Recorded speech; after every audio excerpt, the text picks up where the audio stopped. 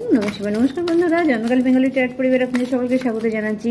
Universe, ভগবান যাকে আপনি মানেন আপনাকে নেক্সট ব্লেসিং কি দিচ্ছে, আশীর্বাদ আপনাকে কি দিচ্ছে।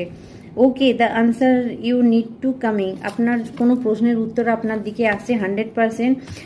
আচ্ছা, এখানে আপনাদের জন্য একটা মেসেজ আসছে।